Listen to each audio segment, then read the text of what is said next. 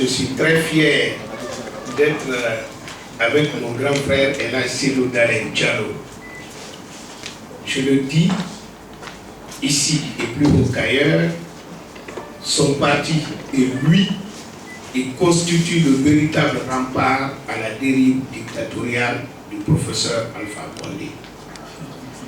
Par rapport à la question de mon frère, je ne suis pas d'accord avec vous quand vous dites lorsque les cadres sont débarqués, ils vont directement dans l'opposition.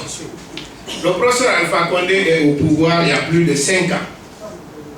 Je ne dis pas tous les cadres, les ministres seulement il y a près de 60. Si tous ces 60 étaient là, peut-être qu'on aurait eu la démocratie aujourd'hui. Mais je dis tout de suite, dans une station de radio, quand je suis des fois les débats en Guinée, on a l'impression des gens qui dansent mais qui n'écoutent pas la musique. Aujourd'hui, on parle de la démocratie. La démocratie, c'est quoi? Pour que le pouvoir puisse arrêter le pouvoir. Aujourd'hui, quel est le pouvoir qui a une autorité trop exorbitante? C'est l'exécutif, mon frère. Si on est pour la démocratie, tous ceux qui quittent de l'exécutif pour venir renforcer l'opposition, on doit soutenir. C'est comme si on est dans une religion. Ça peut, ce que je dis, ça peut être valable pour la religion, pour les autres religions, mais prenons pour le cas de figure l'islam, si vous êtes musulman. Non, je suis chrétien. Bon, comme si vous êtes chrétien. Si quelqu'un, moi musulman, je quitte l'islam pour venir dans le christianisme, qu'est-ce que vous allez dire? Vous dites que je me suis reconverti au christianisme. C'est une bonne chose pour vous. Parce que votre valeur, c'est le christianisme. Mais si je fais l'inverse, est-ce que vous allez dire que je me suis reconverti? Vous allez dire que j'ai abandonné la religion, même si je venais à l'islam. Donc la démocratie aussi, il faut faire le choix. Vous êtes pour la dictature ou vous êtes pour la liberté? Si vous êtes pour la liberté, tous ceux qui viennent pour créer un contre-pouvoir à un pouvoir exorbitant, vous devez les féliciter. Ça, c'est dans le cadre général. Personnellement, je veux vous dire que j'ai entendu le président Alpha Condé dire, quand il venait en 91, il n'y avait pas de gens qui portaient culotte pour parler chez les Malinqués. Mais je vous apprends que Alpha m'a trouvé, j'étais en train de lutter avant lui. Et en 92-13, là on le chassait, c'est nous qui partions là-bas pour le défendre. S'il y a des gens de Maferia, vous êtes peut-être relativement beaucoup plus jeunes, mais demandez vos parents de Maferia. Quand il a été chassé là-bas, il était obligé de prendre les sentiers pour sortir. Quelques semaines après, nous sommes revenus. La première personne qui a pris le micro pour défendre Alpha Condé, c'était moi. Demandez. Si à l'égard de l'UFDG qui était à l'UNL ici, ils vont confirmer tout de suite. Ça, c'est un. Deuxièmement, en 2010, Alpha Condé m'a trouvé avec mon parti politique. Je n'ai jamais milité au RPG, je vous apprends. J'avais mon parti politique, on a signé un accord. Lui-même, il a signé et paraphé. Qu'est-ce qui était dit dans l'accord? Nous partons aux élections ensemble, nous gérons ensemble, de la base au sommet. C'est ce qui a été dit. Ça, c'était le premier groupe de partis qui l'ont accompagné, qu'on appelle APC, Alliance pour le changement. Au second tour, il y a eu un deuxième groupe de partis politiques. Nous avons créé l'ensemble maintenant, l'Alliance Arc-en-Ciel. Et là aussi, je ne sais même pas qu'est-ce qu'il allait faire. Il a presque donné un quart à tous les partis avec qui il a signé. Maintenant, entre nous et Alpha Condé aujourd'hui, qui a quitté sa place, il signe un accord, il ne respecte pas. Mais je voudrais attirer votre attention que dans les débats politiques, il faut qu'on ait des repères. Il ne faudrait pas qu'on pense que c'est l'opposition seulement qui participe à la construction de la démocratie. Bon sang. Ce n'est pas la mouvance seulement qui participe à la construction de la démocratie. C'est les deux qui doivent participer à la construction de la démocratie. Moi, je n'étais pas avec grand frère Cellou. Quand ils étaient de l'autre côté, nous étions dans l'opposition. Mais je ne peux pas vous dire aujourd'hui que le résultat de la démocratie, là, c'est seulement nous de l'opposition.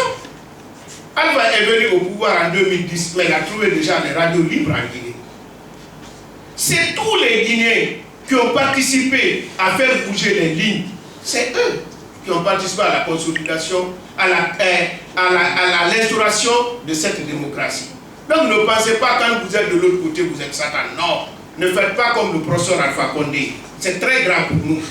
Vous pouvez voler tout l'argent de la Guinée. Vous pouvez violer toutes les filles de la Guinée. Vous pouvez faire tout. Si vous ne vous opposez pas à sa pensée, vous êtes honnête. Il suffit seulement que vous ne soyez pas avec lui pour que vous deveniez malhonnête. Mais regardez même dans son gouvernement. Ceux qui ont martyrisé les gens du RPG, les mettre dans les conteneurs, ils sont membres de son gouvernement parce qu'ils ont accepté de le suivre. Ils sont honnêtes aujourd'hui. Mais même ceux qui sont morts, qui n'ont pas voulu le soutenir quand il était dans le combat, ils sont malhonnêtes dans leur tombe. Ça, ce n'est pas un débat politique. Un homme politique, il s'oppose à quelqu'un. Tant que tu as le pouvoir, tu peux faire du tort aux gens. Le jour où vous n'êtes plus au pouvoir, on vous oublie.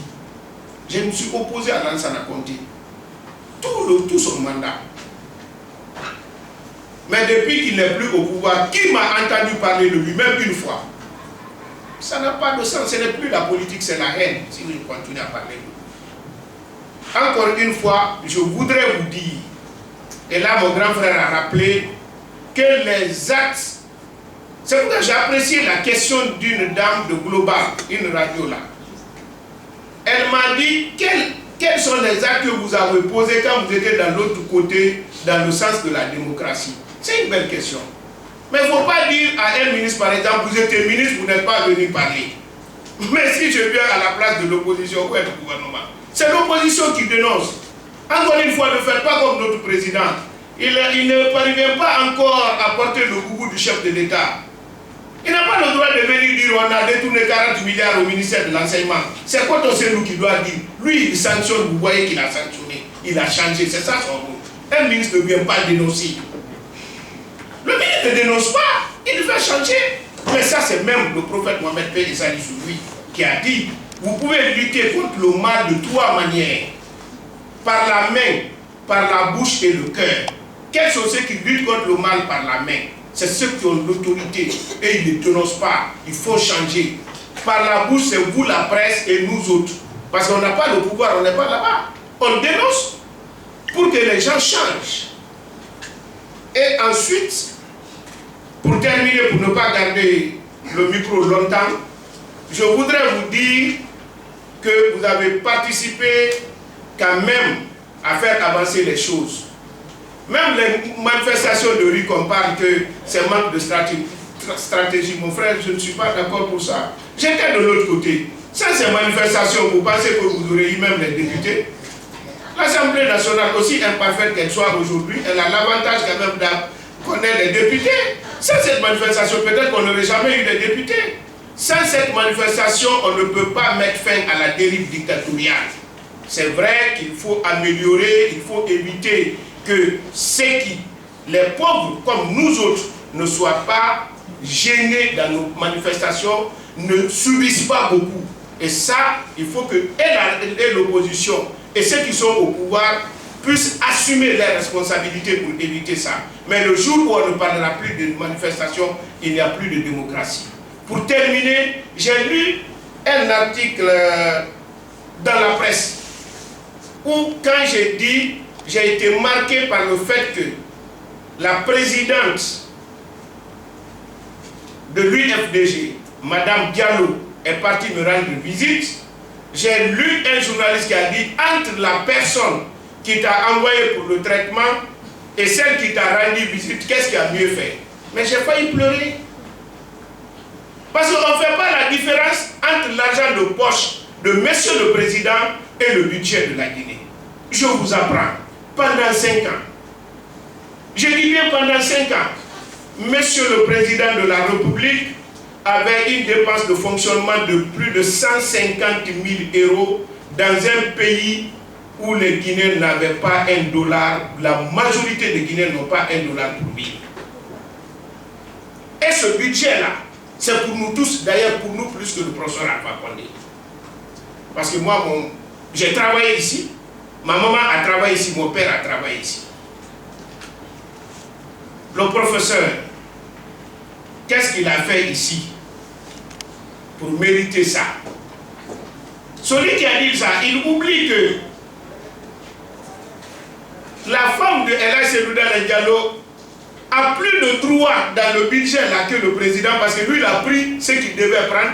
Il a pris plus que ce qu'il devait prendre. Si nous travaillons tous, nous mettons l'argent dans la même caisse unique.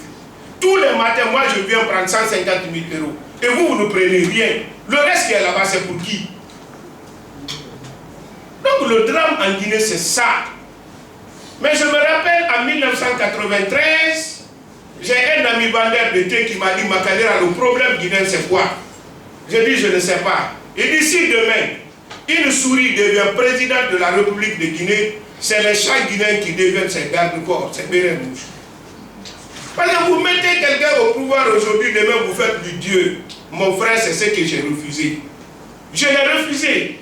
J'ai dit au président Alpha Condé devant témoin, la gabégie actuelle de notre régime dépasse de loin le temps de Lansana Conté.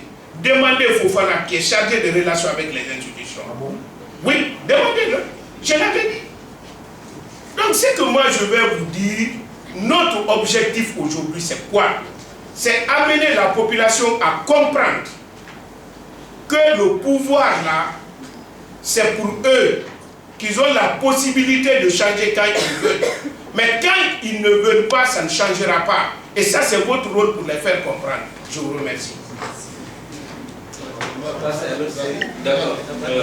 On va prendre...